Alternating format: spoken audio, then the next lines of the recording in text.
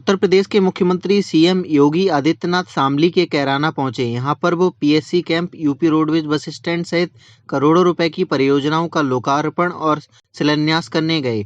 इससे पहले मुख्यमंत्री योगी आदित्यनाथ कैराना से पलायन के बाद लौटे व्यापारियों से मुलाकात करने पहुंचे। यहां उन्होंने व्यापारियों और उनके परिवार से बात की।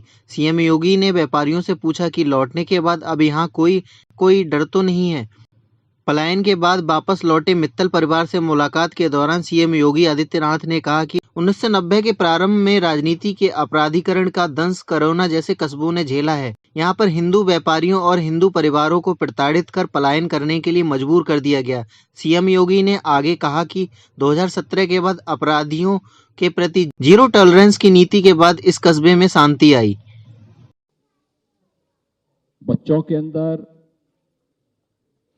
महिलाओं के अंदर एक विश्वास देखने को मिला है और ये विश्वास अवश्य रंग लाएगा, क्योंकि अब एक किराना कस्बा आपराधिक गतिविधियों का नहीं बल्कि विकास की प्रक्रिया के साथ तेजी के साथ आगे बढ़ा है। यहाँ की जो मांग थी कि यहाँ पर अक्सर जाम होता है, आज बाईपास बन रहा है।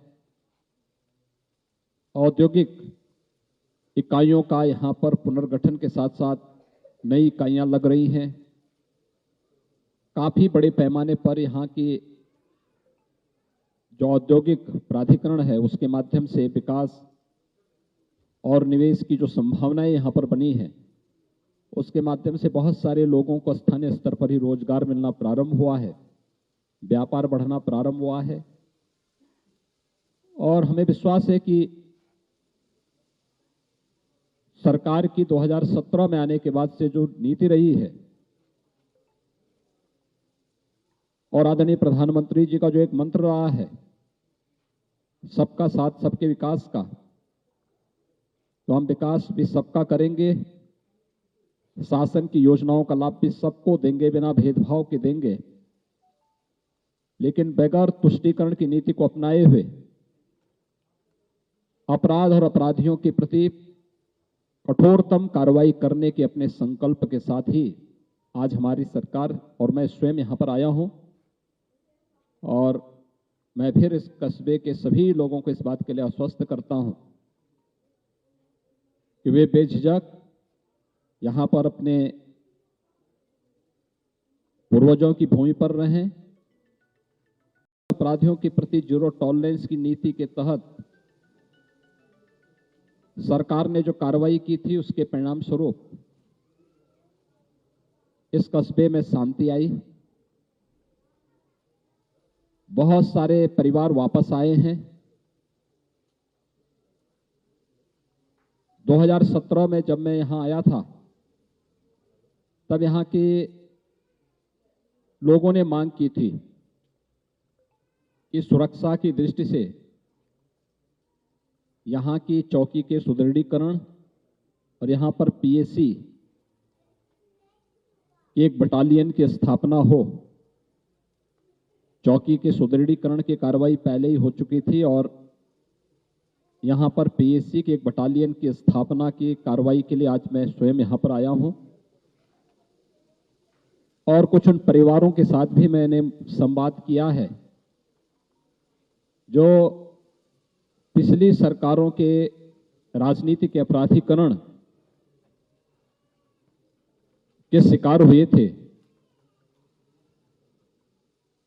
उसमें से ज्यादातर परिवार वापस आ चुके हैं, उनमें एक विश्वास जगा है और हमारी सरकार ने इस बात के लिए यहाँ के हर एक परिवार को आश्वस्त किया है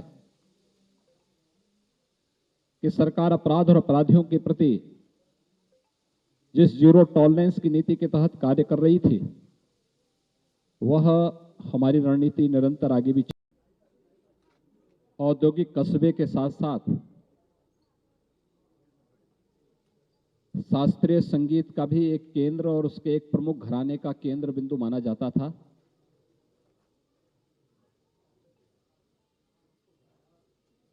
उन्नीस सौ 1990 के दशक के प्रारंभ में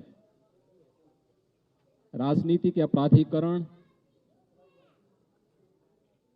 और पेशेवर अपराधियों के राजनीतिकरण का दुष्परिणाम